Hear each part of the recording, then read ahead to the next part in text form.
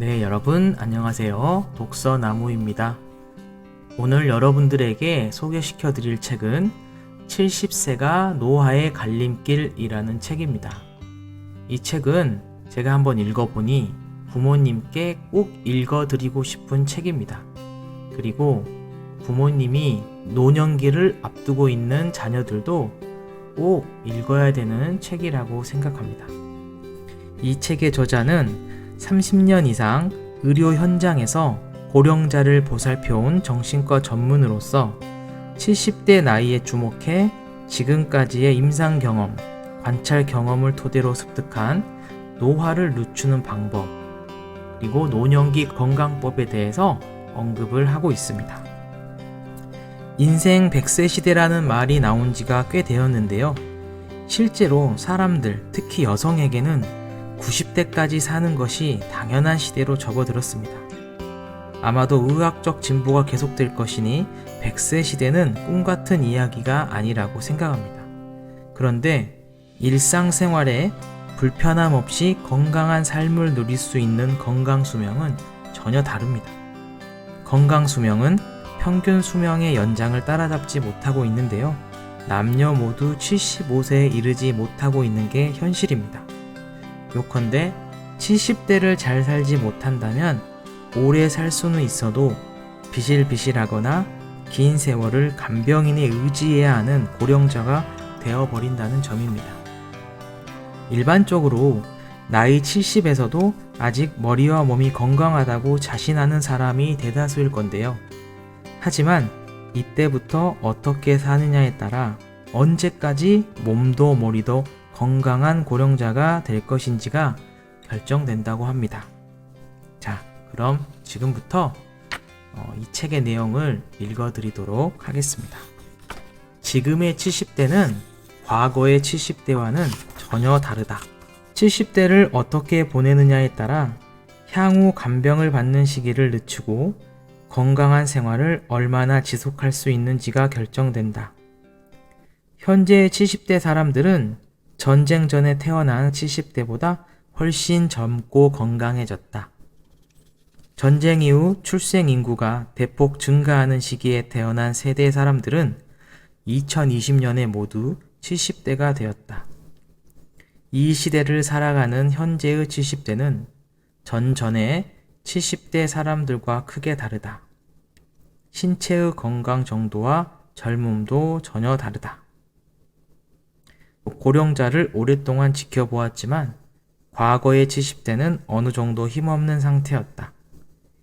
이에 반해 지금의 70대는 아직 건강한 사람이 많다. 대략 10살 정도 젊어진 것 같은 인상이다. 이처럼 건강한 70대가 늘어난 이유는 6.25 동란 이후 영양 상태가 개선되었기 때문이다. 전쟁 후에 식량난에 허덕였으나 미국에서 잉여 탈지 분유를 대량으로 수입했는데 이때부터 영양 상태가 개선되기 시작했다. 그래서 성장기의 영양 상태가 개선되자 수명은 길어지고 체격도 좋아졌다. 전쟁 후에 태어난 사람들은 이처럼 평균 수명이 연장되고 체격도 훌륭해져 건강하게 젊음을 유지할 수 있게 되었다. 이제 70대는 현역의 연장이라는 시대에 왔다. 70대의 간병이 필요한 비율도 점차 낮아지고 있다. 이를 근거로 미뤄보면 현재 75세가 아닌 80세까지 많은 사람이 현역 시절처럼 활동하는 사회가 되고 있다. 인생 100세 시대에 70대는 전환점. 현대에서 70대의 생활 방식이 중요해진 이유는 여러 가지가 있다. 이 가운데 초장수화로 인해 노년의 세월이 지금보다 훨씬 길어졌다는 점을 우선 둘 수 있다. 애초 앞서 말한 것처럼 지금까지 전쟁 후의 영양 상태 개선으로 대폭 수명이 연장되어 앞선 세대보다 젊어졌다. 이제 영양 상태의 개선은 나라 전체에 널리 퍼졌으며 더 이상 수명 연장의 요인이 아니라는 것이다. 그러나 이후에도 평균 수명은 계속 늘어나면서 계속 연장될 것으로 예상되고 있다. 의학의 진보가 그렇게 만들고 있는 것이다. 인생 100세 시대. 80세 또는 90세가 되어도 70대처럼 건강하게 활약할 수 있으며 인생의 종점이 늦춰진다고 생각하는 것은 망상에 불과하다. 젊어지는 것이 아니라 의학 진보로 죽지 않기 때문에 초장수가 된다는 것이 인생 100세 시대의 실상이다. 80세가 되면 모두 늙음에 직면하고 한편으로 수명이 연장된다. 이는 우리 인생 설계를 크게 바꿔야 될 요인이 될 수 있다. 지금까지 기껏해야 10년 정도였던 늙음의 기간이 15년에서 20년으로 연장되는 삶이 표준이 되어 가기 때문이다. 향후 노인으로 있을 기간이 늘어난다면 어떻게 살지가 중요한 과제가 아닐 수 없다. 늘어난 기간의 노년기의 삶을 좌우하는 것이 인생 종반의 활동기인 70대이다. 수명이 점점 연장되어 인생 100세 시대에 와 있기에 70대는 점점 중요해지고 있는 것이다. 일찍 죽느냐, 노망 들어 죽느냐의 시대. 앞서 설명한 대로 늙음의 기간이 연장된다고 했다. 그러면 실제로 어떤 말년이 우리를 기다리고 있는지 구체적으로 생각해 본다. 우리는 그동안 의학적 진보에 따라 질병을 이겨내면서 수명을 연장해 왔다. 예를 들어 결핵을 이겨냈을 무렵 동양인의 평균 수명은 20년 정도 늘어났다. 현대의학은 나날이 엄청난 속도로 진보하고 있기 때문에 가까운 미래에 암 치료법을 발견할 가능성도 있다. 만약 암을 극복할 수 있다면 평균 수명은 5년 정도 더 늘어나지 않을까 생각한다. 85세 이상은 대개 치매가 온다. 고령자 전문 병원에 근무하고 있을 당시 돌아가신 분들의 병리 해부 보고서를 매주 하고 있었다. 그때 깨달은 사실인데 85세 이상의 노인 중 알츠하이머성 치매 증상이 뇌에 보이지 않는 분은 없다는 것이다. 즉, 그 정도 나이가 되면 뇌는 확실히 늙어간다. 경중의 차이는 있어도 85세가 지나면 모두 뇌가 병드는 주 요인으로 알츠하이머성 치매가 보통이다. 사람 수명이 향후 100세 가까이 연장된다는 사실은 불균형을 초래하기 십상이다. 신체는 어느 정도 건강이 유지되지만 뇌 건강은 그렇게 유지할 수 없다는 불균형이다. 결과적으로 치매 등과 함께 보내는 노년 기간이 길어진다는 끔찍한 만년이 기다리고 있다는 말이다. 비관적으로 설명한다면 수명이 점차 연장되는 향후 시대의 선택지는 두 가지이다. 아직도 석연하게 해명되지 않은 질병으로 일찍 사망하거나 100세 근처까지 장수하면서 노망하여 죽거나 둘 중 하나라는 것이다. 우리 인생의 말년이 크게 바뀌려 하고 있다. 70대는 늙음과 싸울 수 있는 마지막 기회. 기나긴 세월 동안 노인의 기간을 건강하게 보내기 위해서는 우선 뇌의 기능을 어떻게 80대 이후에도 유지할지가 중요하다. 아울러 70대 때에 가지고 있는 운동 기능을 얼마나 오래 가져가야 하는지 여부도 중요해진다. 관건은 바로 70대의 생활 방식이다. 70대 초반까지는 치매에 걸리거나 환자가 된 사람은 10%도 채 안 된다.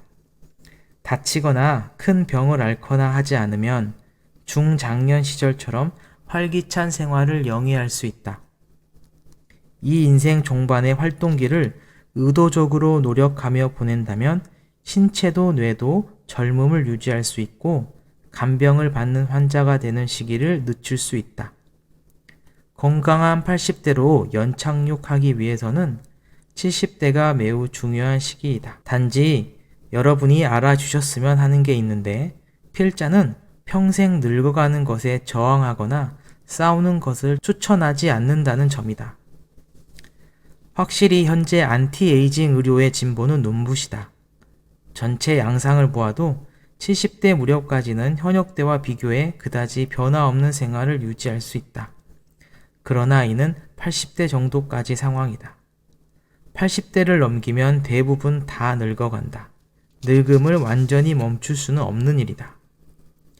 인생 100세 시대가 코앞으로 다가온 우리는 이제 늙음을 두 시기로 구분할 필요가 있다. 70대 때 늙음과 싸우는 시기와 80대 이후의 늙음을 받아들이는 시기 두 가지이다.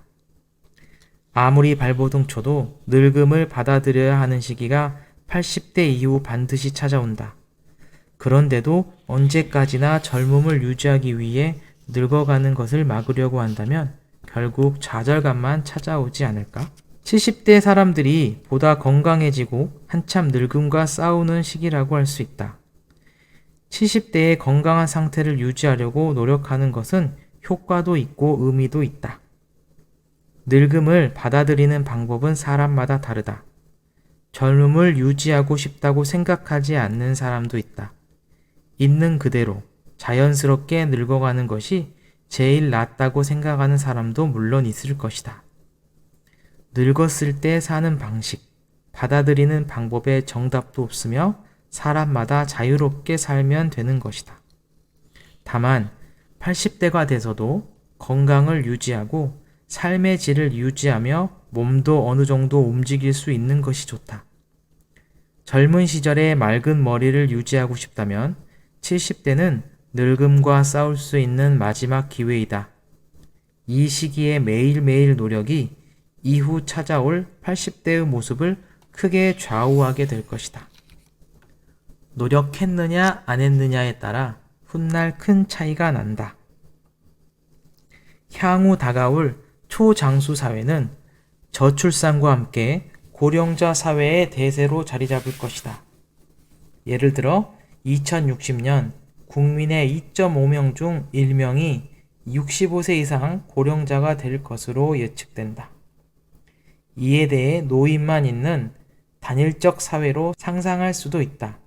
하지만 실제로는 지금보다 더 다양성이 넘치는 사회가 될 것이다. 눕는 행위가 노화를 재촉한다. 눕기만 하는 생활을 하거나 일상생활에서 간호가 필요한 사람도 있고 매일 산책하거나 수영이나 골프 등 스포츠를 즐기는 80세의 노인도 있을 수 있다. 즉, 고령자가 되면 신체 능력과 뇌 기능에서 개인차가 많아진다. 고령자 다수의 사회로 된다면 앞으로의 사회는 확실히 다양성으로 가득 찬 사회가 될 것이다. 건강 격차가 생기는 것은 향후 펼쳐질 사회의 특징이 될 것이다. 젊은 사람이라면 10일 정도 질병으로 병실에 누웠다고 해도 퇴원 후 즉시 평상생활로 돌아갈 수 있다. 하지만 고령자가 되면 그렇게 할 수 없다. 10일 동안이나 몸져 누워버리면 운동 기능은 단번에 약해진다. 뇌 기능도 계속 침대 안에만 있으면 급속히 쇠약해진다. 그만큼 고령자에게는 뇌 기능, 운동 기능을 유지하기 위해 계속 사용한다는 것이 중요하다. 개개의 능력 차이가 커져가는 초장수 사회에서는 신체와 뇌를 유지하기 위한 노력을 했는지 안 했는지에 따라 훗날 큰 차이로 나타난다. 계속 사용하려는 의식이나 마음가짐이 누구에게나 더욱 중요하다고 말할 수 있다.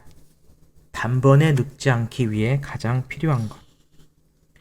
지금의 70대는 예전보다 더 젊어졌다 해도 이 연령대만의 독특한 위험도 다수 안고 있다. 특히 의욕 저하나 의욕 상실이 두드러진다. 뇌 기능, 운동 기능을 유지하기 위해 계속 사용하는 것이 중요하다고 앞에서 설명했다. 예를 들어 40대, 50대의 사람이 아무것도 하지 않고 빈둥빈둥 생활했다고 해도 하반신이나 뇌 기능이 쇠약해지는 일은 거의 없다. 하지만 빈둥빈둥 생활하는 70대의 경우엔 바로 운동 기능, 뇌 기능이 쇠약해지고 만다. 70대는 의욕적으로 몸을 움직이거나 머리를 사용하지 않으면 금방 간병이 필요한 고령자가 되어버릴 위험이 있다. 이는 많은 고령자 스스로도 알고 있는 사실이다. 하지만 실제로 계속 사용한다는 말을 실천하는 사람은 그리 많지 않다. 왜냐면 70대가 되면 머리로는 이해하고 있어도 의욕이 떨어져 활동량이 저하되기 때문이다. 무슨 일에도 의욕이 없고 흥미를 가질 수 없게 되면서 사람 만나는 것조차 귀찮아지고 외출을 싫어하는 경향도 생기게 된다. 70대에는 여러 가지 리스크가 있다. 의욕 저하 이외에도 70대에 직면할 위험은 여러 가지가 있다. 가장 흔한 것은 질병, 부상 등의 건강상의 문제이다. 큰 질병이나 넘어져서 생긴 부상 등으로 70대가 단번에 늙어버리는 사례는 흔한 일이다. 이 연령대는 암이나 뇌경색 등에 걸리는 사람도 많아지기 때문에 중대한 질환에 어떻게 대처하는지가 중요해진다. 수술을 할지 말지, 어떤 검사, 어떤 치료를 받을지 등의 대목에서 중대한 결정을 내려야 하는 경우가 많다. 의외로 잘 알려져 있지 않지만 우울증도 70대의 큰 위험 요인이다. 우울증에 걸리면 몸을 움직이는 것이 귀찮아지고 밖에 나가지 않게 된다. 예를 들면 예전에 자주 참가했던 취미 모임이나 아는 사람들이 모이는 고령자 쉼터 등에 가자고 아무리 권유해도 잘 가지 않게 된다. 70대에 익힌 습관이 이후의 삶을 구한다. 지금까지 설명한 것처럼 70대에 가장 중요한 것은 신체 기능도, 뇌 기능도 그대로 유지하는 것이다. 현재 갖고 있는 신체의 모든 기능을 계속 사용하는 것이다. 70대에 의도적으로 계속 사용하면 80대, 90대에 이르러서도 간병인을 부르는 시기를 늦출 수 있다. 우선 활동량이 떨어지지 않도록 의욕 저하를 피해야만 하며 전두엽과 남성 호르몬의 활성화를 촉진해야 한다. 그리고 70대 활동 의욕을 유지함과 동시에 계속 사용하는 습관 만들기가 중요하다. 70대의 습관 만들기가 중요한 이유는 많은 사람들이 70대 전후로 일을 그만두기 때문이다. 현역으로 일하고 있을 때는 루틴이 있기 때문에 필연적으로 활동할 수밖에 없다. 하지만 은퇴하면 바로 몸을 움직이거나 머리를 쓰는 일 따위가 없어진다. 이 시기부터 의도적으로 몸을 움직이고 뇌를 사용하려고 습관화하지 않는다면 운동 기능도 뇌 기능도 계속 유지할 수 없게 된다. 70대 운동이 최고의 보약. 70대 때 만든 운동 기능이나 뇌 기능을 유지하는 데 도움되는 습관은 일생 동안 계속하는 경우가 많다. 그래서 70대에 의도적으로 좋은 습관을 들이는 것은 정말 중요하다. 만약 70대 때 아무것도 하지 않는다면 80대에 들어 새로운 습관을 만들다는 것은 꽤 어려운 것이다. 신체 기능은 70대 때보다 더 떨어져 있고 새로운 것을 시작하려는 의욕도 감퇴하기 때문이다. 그렇기에 현역 시대에 가까운 신체 기능이나 의욕이 있는 70대 때에 좋은 습관을 유지하는 것이 중요하다. 어떤 일을 하더라도 은퇴하면 안 된다. 70대의 생활 방식은 참으로 중요하다. 간병을 받는 환자가 되는 시기를 가급적 늦추고 80대 이후에도 건강하게 보내기 위한 마지막 활동기이기 때문이다. 정년 연장이나 정년 후에 재고용 등 고령이 되어도 일하는 환경이 준비되고 있지만 그래도 70대가 되면 근무하던 회사를 그만두고 퇴직하는 사람이 많을 것이다. 70대 때 단번에 늙는 사람은 전형적으로 은퇴한 직후부터 일체 활동을 그만두는 경우이다. 지금까지 열심히 일을 해왔기 때문에 퇴직하면 이제 아무것도 하지 않고 집에서 빈둥빈둥 지내고 싶다고 손꼽아 퇴직하는 날을 기다리는 사람도 있다. 그러나 70세까지 현역으로 일을 하던 사람이 퇴직 후에 무엇을 할지 생각하지도 않고 은퇴하면 단번에 늙어버리는 일이 많다. 퇴직하고 나서 집에만 틀어박혀 있는 70대라면 약 1개월 정도 지나면 운동 기능 가운데 상당 부분이 저하되기 쉽다. 뇌 기능 측면에서도 일하고 있으면 매일 나름대로 지적 활동이나 다른 사람과 의사소통 등의 활동으로 다양한 상황을 접하게 된다.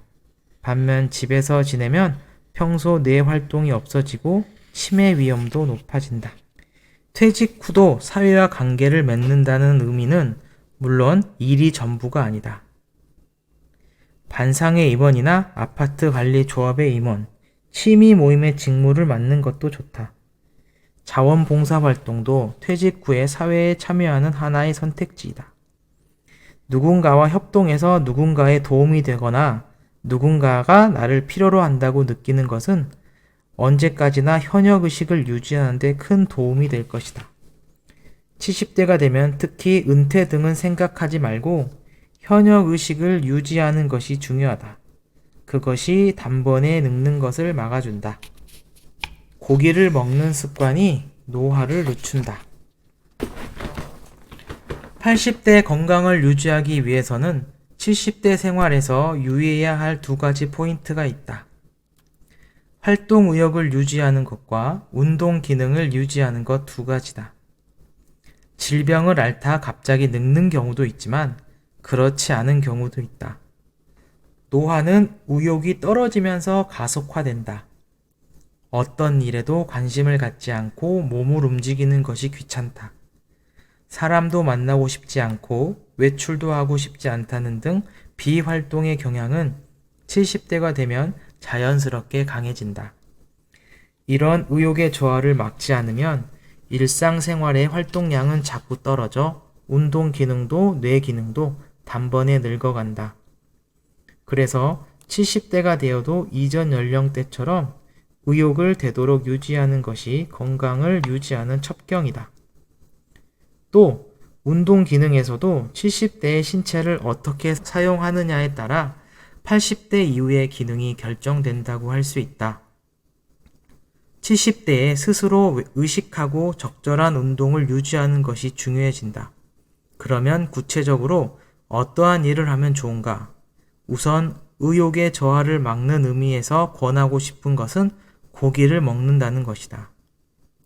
고령이 되면 육류를 삼가하고 야채 중심의 식사가 몸에 좋다고 생각하는 사람도 많지만 이는 잘못된 사실이다. 실제로 현역 시절에 비해 꽤 간편한 식사를 즐겨하는 사람도 많다. 그런 사정 때문인지 70세 이상의 5명 중 1명이 단백질 부족이라고 한다. 동양인의 식생활도 서구화되고 있다지만 그래도 80g 정도밖에 고기를 먹지 않는다. 미국인은 300g 정도 섭취한다. 미국인만큼 먹을 순 없지만 아직 동양인에게 고기는 부족하다. 그리고 이런 경향은 고령자일수록 강하게 나타난다. 나이가 들고 의욕 수준이 저하되는 이유에는 여러 가지가 있지만 그중 하나가 뇌신경 전달 물질인 세로토닌의 감소이다. 세로토닌은 나이가 들수록 점점 감소한다. 이 때문에 나이가 들수록 의욕도 떨어지고 우울증에 걸리는 사람도 늘어나는 이치다. 그러나 세로토닌의 감소는 고령이 되어도 생활 습관을 바꾸면 개선할 수 있다. 그중 가장 손쉽고 좋은 방법은 육류 섭취이다.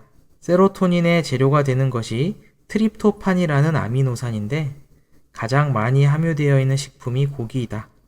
고기를 적극적으로 섭취하면 세로토닌의 생성이 촉진되어 의욕 저하를 막는 작용을 하게 된다.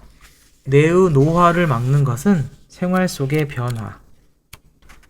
고령자의 의욕 저하는 전두엽의 노화에 의해 발생한다. 전두엽이란 대뇌의 전방 부분을 말하며 사고와 창조, 의욕, 이성 등에 관련하는 부위다. 본능적으로 화내거나 울거나 하는 감정이 아니라 보다 고도화되고 인간적인 호기심이나 감동, 공감이나 설렘 같은 미묘한 감정을 담당하고 있다. 이 부분이 쇠약해지면 의욕이나 하고자 하는 기운이 떨어져 감정 조절이 안 되거나 예상 외의 사건에 대처하는 것이 어려워진다. 전두엽의 노화를 막기 위해서는 변화가 있는 생활을 하는 것이 가장 좋다. 전두엽이란 예상치 못한 일을 대처할 때 활성화하는 부위이기 때문이다. 반대로 말하면 매일 단조로운 생활을 반복하면 전두엽은 활성화되지 않고 쇠퇴를 한다. 나이가 들면 매일 반복해서 정해진 시간에 식사를 하고 정해진 시간에 정해진 코스를 산책하고 정해진 저녁을 먹고 정해진 라디오와 TV를 즐기고 항상 같은 시간에 취침하는 생활을 반복하게 된다. 하지만 이런 생활은 점점 전두엽의 노화가 진행되고 게다가 변화를 받아들일 수 없게 되어 상투적인 생활의 연속이 된다. 70대가 되면 일단 자신의 생활이 단조롭지 않은지 체크해 볼 필요가 있다. 단조로운 생활을 피하자. 일이나 봉사, 취미, 모임 등 밖에 나가야 할 것들이 생활 속에 담겨 있는 것이야말로 단조로운 생활을 피하는 해결책이다. 이러한 외출이 있으면 누구든 사람을 만나면서도 모두 예정대로 상황 전개가 안 되기 때문에 필연적으로 전두엽을 사용하게 된다. 한편 이런 볼일이 없는 사람도 있을 것이다. 그런 경우에는 일상생활 속에서 사소한 것이라도 모방하다. 항상 변화에 유의하도록 노력하자. 매일 같은 코스를 산책하는 것이 아니라 일주일에 한 번은 가보지 않은 색다른 장소에서 산책하는 것도 좋다. 전철을 타거나 차로 조금 달려도 좋기 때문에 모르는 장소에 가서 산책하면 전두엽은 최대한 작용하기 시작할 것이다. 고령이 되면 단골 가게가 정해져 있고 그 가게 이외에는 가지 않는 사람도 있지만 가끔 새로운 가게에 가는 것도 중요하다. 같은 가게에서 같은 것을 먹고 있는 동안은 전두엽은 자극받지 않는다. 70대의 운동 습관을 들이는 법. 70대 생활에서 또 한 가지 중요한 포인트는 운동 기능을 유지하는 것이다. 아직 70대라면 나름대로 몸을 자유롭게 움직일 수 있는 사람이 대다수이기에 이 타이밍을 놓치지 않도록 유의해야 한다. 여기서 의식적으로 몸을 움직였는지 여부는 80대가 되어도 운동 기능을 오래 유지할 수 있는지를 결정한다. 지금까지 수차례 언급했다시피 70대가 되면 의욕의 쇠퇴를 피할 수 없다. 행동하는 것이 귀찮게 느껴져 몸을 움직이는 일도 자연스럽게 줄어들기 십상이다. 그렇기 때문에 의식적으로 운동을 하는 것이 중요하다. 다만 70대 사람들에게는 너무 격렬한 운동은 가급적 피하는 것이 좋다. 느슨한 운동이 효과적. 70대의 경우는 부하를 너무 많이 걸면 신체가 반대로 약해져 버린다. 이 때문에 충분히 주의가 필요하다. 또한 격렬한 운동은 신체를 산화시켜 노화를 빠르게 진행시킨다. 사실은 느슨한 운동을 하는 것이 효과적이다. 70대의 사람이 일상적으로 몸을 움직인다고 하면 산책이 최적이라고 할 수 있다. 운동을 무리하지 않게 꾸준히 하는 것이 가장 중요하다. 70대가 되면 인간관계를 되돌아본다. 70대가 되면 만남이 점점 귀찮아지기 마련이다. 이는 남성 호르몬의 감소 때문이며 특히 남성에게 이런 경향이 현저하게 나타난다. 반대로 폐경 후 여성의 경우 나이가 들면서 남성 호르몬이 증가하기 때문에 건강하고 사교적인 경향이 강해질 수 있다. 아내는 멀쩡하게 친구들과 나들이 하고 나는데 남편은 퇴직하고 집에만 틀어박혀 있다. 아내에게 의존하는 사람이 되고 마는 것이다. 이것은 바로 호르몬의 변화 때문이다.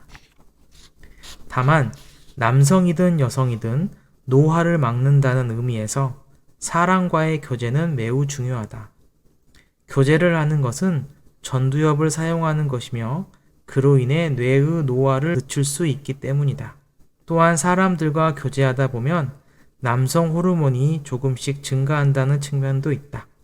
이러는 가운데 한층 더 사람과 교류하려는 의욕을 증진시키는 선순환을 만들 수 있다. 다만 여기서 주의할 점이 있는데 중장년 때라면 건강을 위해서라던가 일이니까 라는 이유로 싫은 일도 열심히 했겠지만 70대가 되면 더는 무리할 수 없다.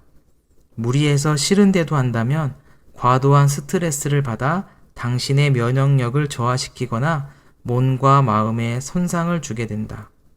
힘들면 힘들수록 큰 성과가 기다리고 있다는 생각에서 벗어나도록 하자. 70대는 즐기고 있는가 아닌가가 면역 기능에 크게 영향을 미친다. 정말 싫은 건 되도록 하지 말자.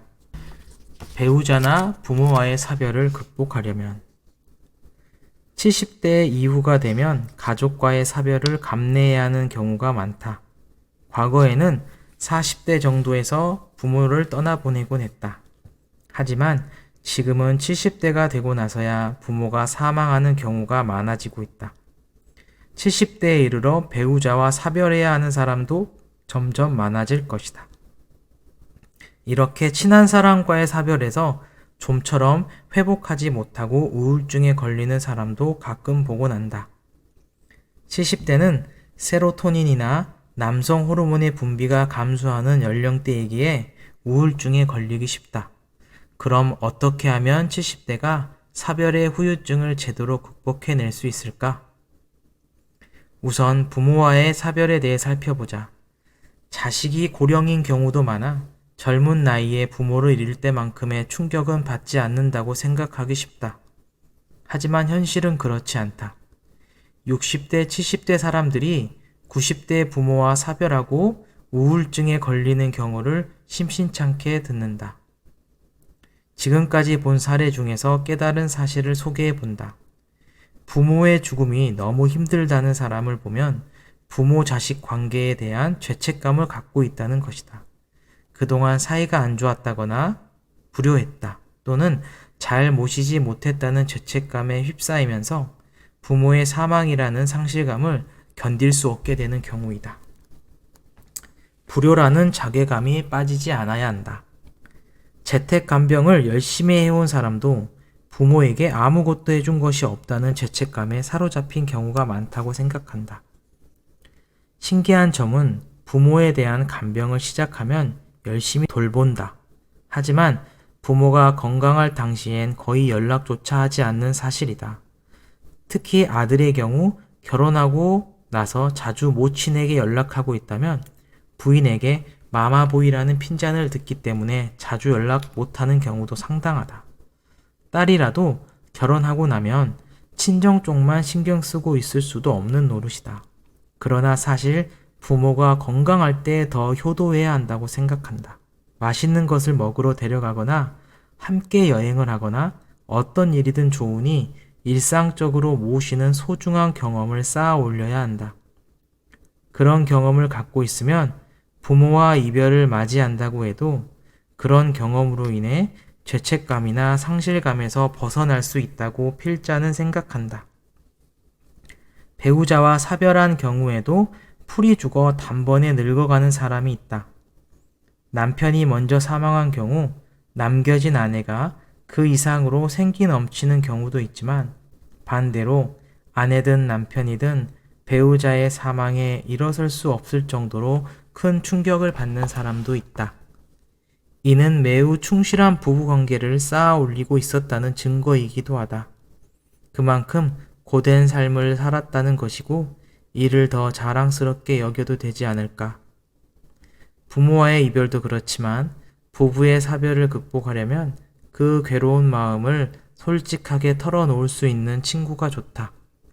그런 친구가 과연 얼마나 곁에 있는가 하는 것도 중요한 요소이다.